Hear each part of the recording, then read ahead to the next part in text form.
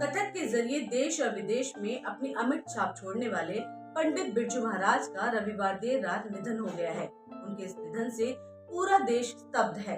हर कोई अपने इस चहेते नायक को भावभीनी श्रद्धांजलि दे रहा है। इस मौके पर पीएम मोदी ने भी पंडित बिरजू महाराज के लिए अपनी शोक संवेदनाएं प्रकट की है। उन्होंने कहा है, उनका इस तरह से इस दुनिया से जाना भारत के लिए एक अपूर्णीय क्षति है।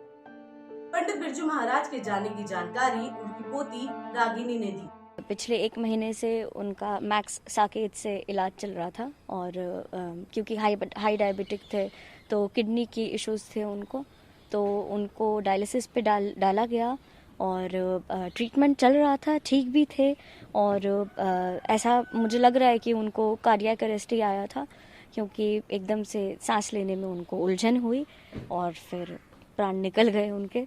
लेकिन बस यही कहना चाहूँगी कि ऐसा लग नहीं रहा, आंखों के सामने देखा कि वो गए, अभी तक भी विश्वास नहीं हो रहा है, इसलिए समझ ही नहीं आ रहा कि किस तरह से मैं रिएक्ट करूं। पंडित बिरजू महाराज किस तरह से न सिर्फ नृत्य में बल्कि उनको गैजेट्स का भी खासा शौक था। यादें तो मैं नहीं बता पाऊंगी, अभी एकदम से कुछ दिमाग में नहीं आ रहा। हाँ, बस ये बात ज़रूर है कि सब लोग उनका सिर्फ एक ही साइड जानते हैं कि वो महाराज जी हैं, क्लासिकल जगत के हमारे इतनी बड़ी हस्ती हैं। लेकिन उनको गैजेट्स बहुत पसंद थे।